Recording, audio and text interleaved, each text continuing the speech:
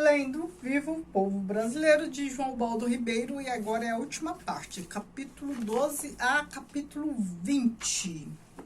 Olá pessoal, tudo bem? Eu sou a Carmen e hoje nós vamos para a última parte da leitura compartilhada de Viva o Povo Brasileiro, de João Ubaldo Ribeiro.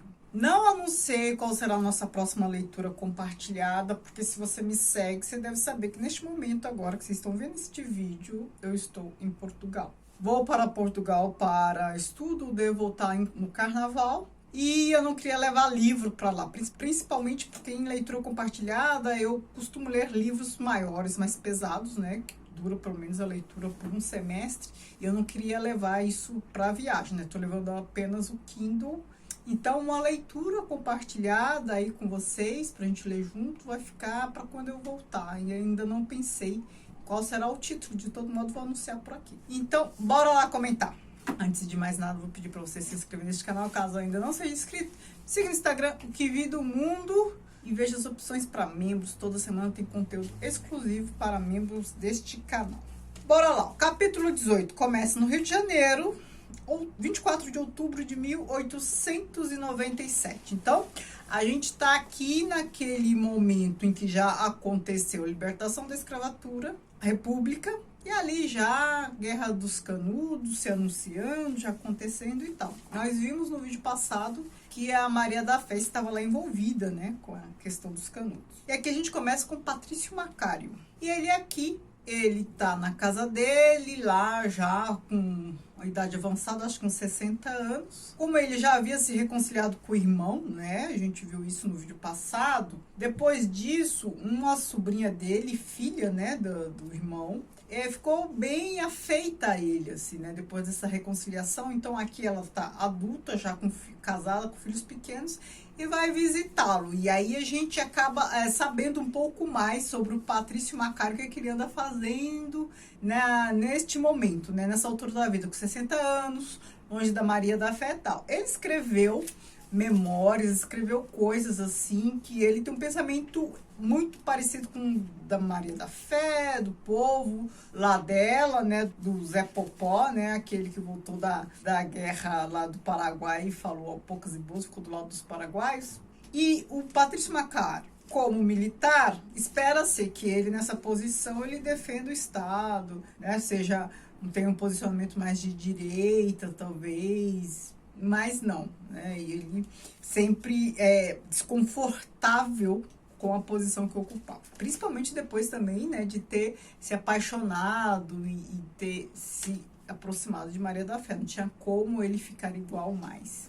Então, ele tá aqui, um senhor, já 60 anos, não quis se casar, porque depois que conheceu Maria da Fé, né, nenhuma outra mulher serviu para ele, tá aqui solitário. E aí ele tem uma ideia, né? Então aqui a gente tá, ele com a sobrinha e tal, e depois a gente, por meio da fala dos dois, fica sabendo, né, se atualizar, depois que a gente se atualiza dos acontecimentos. E aqui, com essa lucidez sobre si mesmo, sobre a vida, sobre as coisas, tem uma passagem que eu quero ler para vocês. Ele tá conversando com a sobrinha, falando sobre monarquia e república. Perguntam para ele, nesse caso, que benefício trazia a monarquia? Ele responde, nenhum. Não se trata de monarquia ou república, trata-se de perceber que não vamos eternamente poder abafar a voz dos despossuídos, oprimidos e injustiçados, que são a grande maioria, através de ações militares.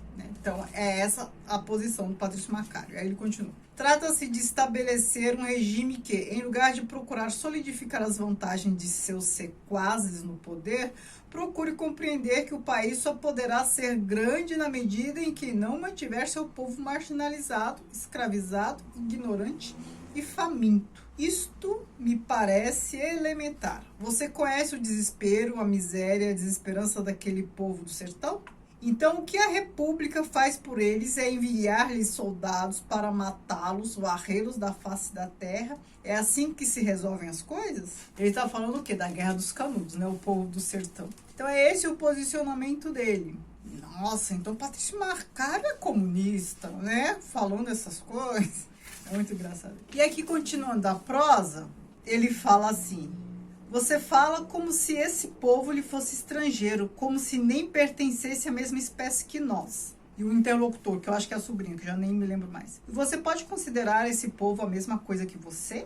Aí ele responde, são seres humanos como nós e são brasileiros. Aí o interlocutor fala assim, haveria quem arguisse contra chamá-los de humanos, mas vamos dar isso de lambuja, como se diz. Mas você pretende que esse povo seja realmente o nosso povo, seja representativo do nosso povo como um todo? Imaginemos um deputado tabaréu, um embaixador caipira, um senador matuto. Que belo papel não faríamos? É preciso ver as coisas com clareza. E aqui tem a parte que eu sublinhei. No mundo, alguns foram feitos para mandar, a maioria para obedecer. Esta é que é a realidade. E aí ele nos faz lembrar Crime e Castigo, né? O Raskolnikov tem essas falas assim e tal. Por isso que o Dostoiévski o pune. E agora eu lembrei que quem tá falando aqui com o Patrício Macário é o irmão, o Bonifácio. E aqui eles começam a discutir e tal. E aí os dois se desgastam. Eu marquei mais coisas, mas aí estão discutindo Canudos. Né? Deu para ver claramente, não só aqui, mas na outra passagem, no outro vídeo que eu li, que o irmão do Patrício Macário é, né, de direita, conservador e tal, e o Patrício Macário já tem aqui outros interesses, já tem outro posicionamento. E aí depois disso ele se aborrece e tal, e aí ele tem uma ideia, né? Uma ideia de, sei lá, passar um tempo lá pelo lado de onde estava Maria da Fé.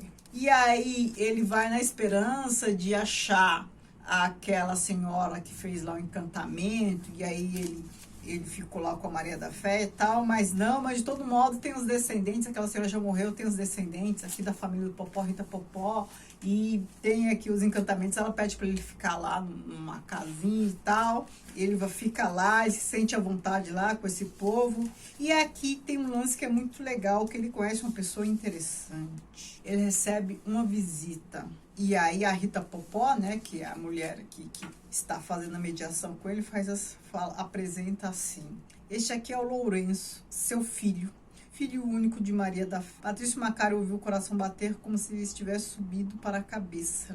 Levantou as mãos. Meu filho, meu filho. E aí, a gente sabe que aqui nessa passagem, que a Maria da Fé, ela, sei lá, sumiu, né? Virou purpurina. Ela não poderia morrer uma morte comum. Foi vista pela última vez lá no Rio e tal. E o Patrício Macário fica muito contente. A história dele com a Maria da Fé está ali, presentificada, né, concreta.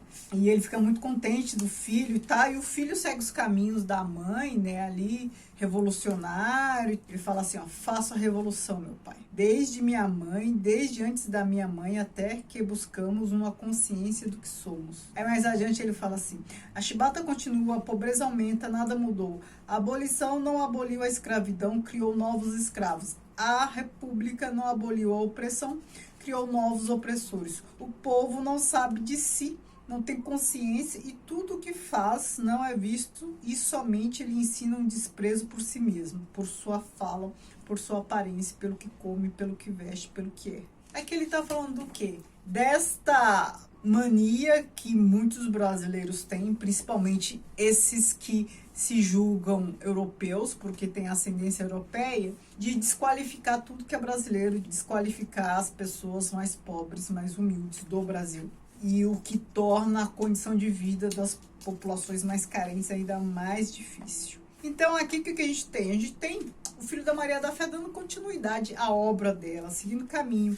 Patrício Macário recebe esse presente, com essa questão de encantamento, aquelas coisas, ele se vê sozinho, né? O rapaz sumiu, mas deixou uma prova de que não foi um devaneio, não foi um sonho, né? Deixou ali um objeto. Agora a gente tem um salto assim, histórico gigantesco. 1977. Instância Hidromineral de Taparica, 1977. Então a gente está aqui há muito tempo depois, né? 80 anos depois. Então, esse peso. Daqueles personagens todos que a gente viu lá, sobrou quem? E aí, a gente descobre o quê, né? Por tudo que é dito aqui, ó. Ioiô descende do lendário patriarca João Popó.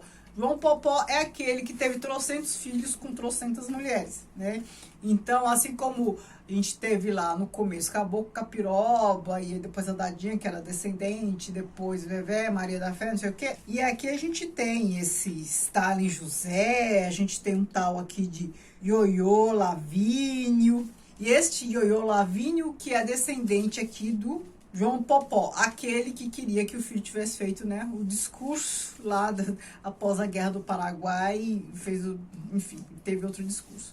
E aqui a gente tem a apresentação desses personagens e a gente já logo saca o que está em jogo aqui, a que tipo, que parcela da sociedade este Ioiô Lavínio representa. Vou ler um trecho e vocês já vão perceber. Se bem que Ioiô Lavínio seja também um patriota de convicções arraigadas e coragem cívica reconhecida por todos. Revolucionário da primeira hora em 1964. 1964 a gente sabe que foi a ditadura militar. Ele está falando que ele foi revolucionário da primeira hora. Primeiro que aquilo não foi revolução. A gente sabe, foi um golpe, não dá para chamar golpe de revolução, de 1964, então da primeira hora. Então ele era um dos primeiros que já estavam lá. Então a gente já sabe de que lado ele está aqui.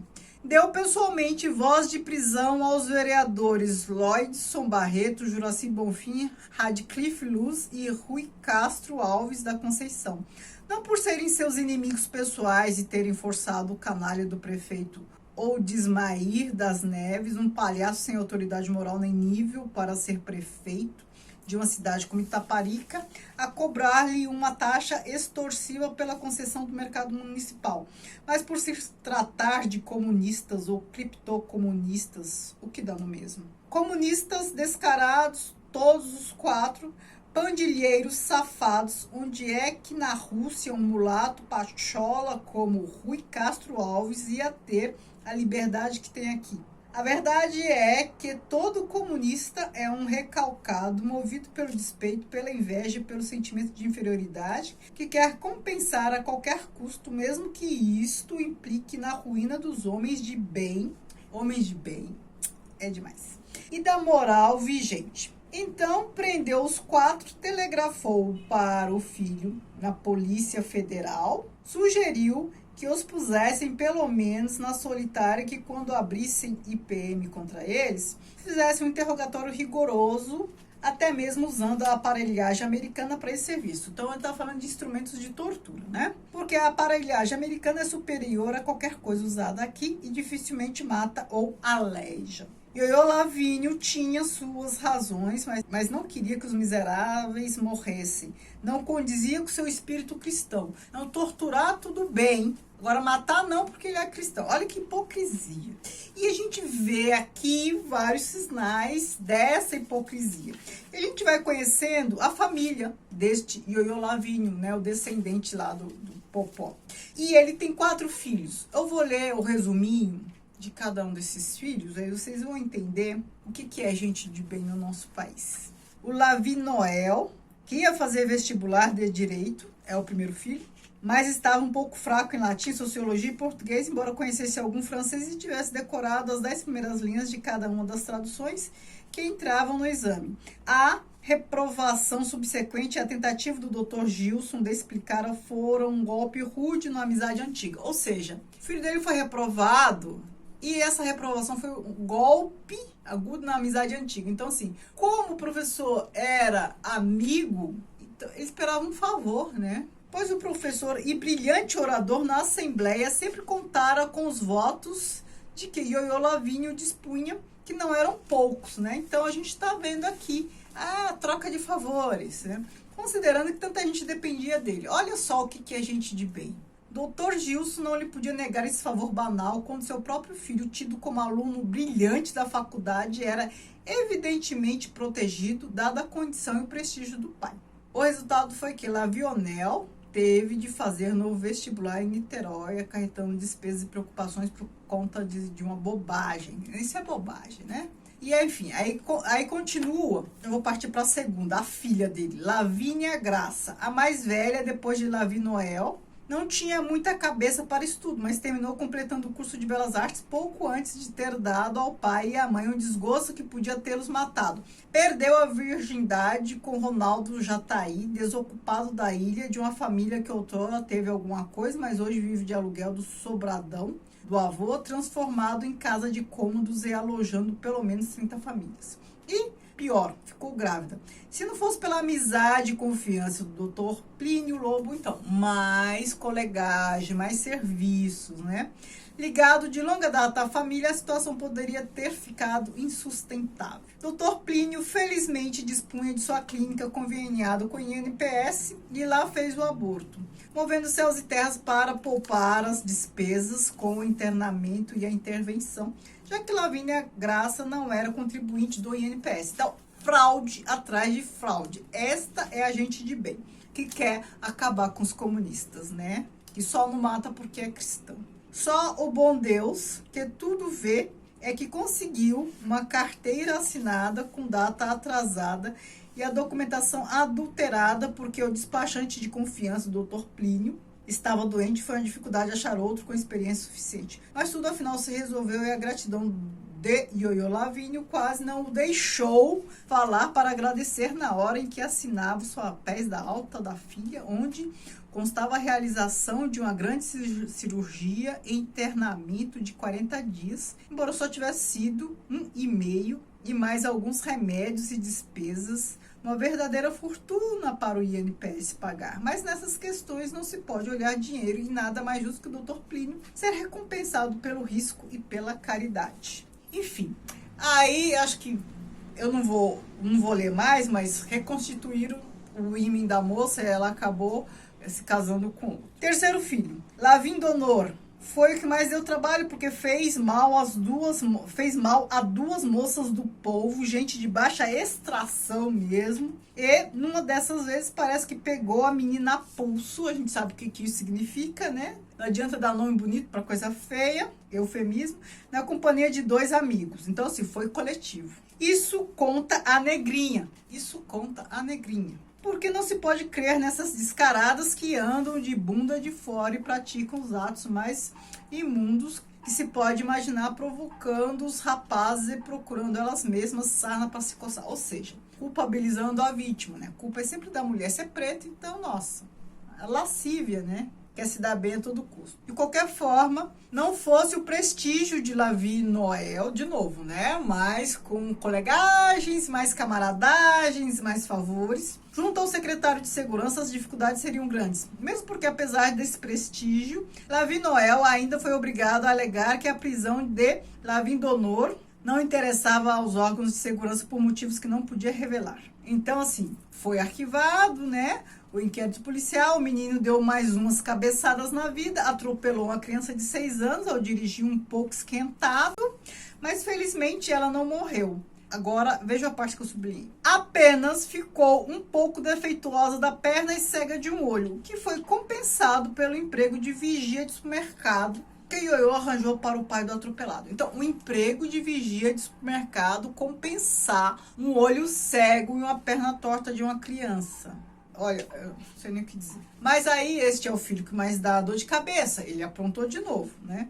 Sendo uma vez preso por participar de um assalto a um posto de gasolina, mas felizmente provou-se mais tarde que tudo foi uma brincadeira, né? Brincadeira como botar fogo em índio, essas coisas. Depois da farra que estavam fazendo. Finalmente, por causa dos policiais que ficaram seus amigos, depois que o prenderam e souberam que era irmão de Lavi Noel, tentou fazer concurso para investigador sem cobertura de um bom pistolão e perdeu.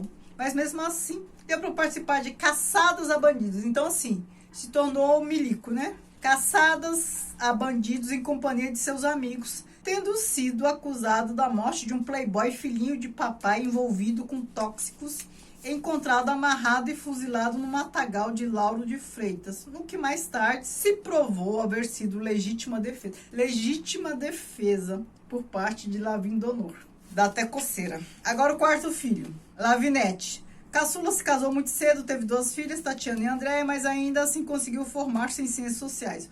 O marido, funcionário de um banco, era muito ciumento, um rapaz bastante limitado que não via com bons olhos nem o trabalho, nem os colegas, nem as atitudes da mulher, de maneira que a separação se tornou inevitável. E Lavinete hoje mantém um casamento aberto com um compositor chamado José Mayflower, de Ituberá, que no momento se encontra no Rio de Janeiro para tratar da gravação de seu primeiro compacto simples, deixando sua filha, Alga Marinha, na companhia da mãe e dos avós. Enfim, esses são os 4 filhos, né? Essa quarta aqui parece ser um pouco mais progressista, pelo menos aparentemente fez o que quis de si. Então, a gente está aqui neste avanço e aqui discursos de direita. Então, não se esqueça que a gente está aqui na década de 70. Então, discursos de direita comentando que discursos racistas de tudo que é modo, gente falando mal de judeu, gente defendendo nazismo, né? Essa família aqui e tal. E aqui, São Paulo, 25 de maio, São Paulo, 25 de maio de 1972. Então, a gente volta um pouco, 5 anos antes.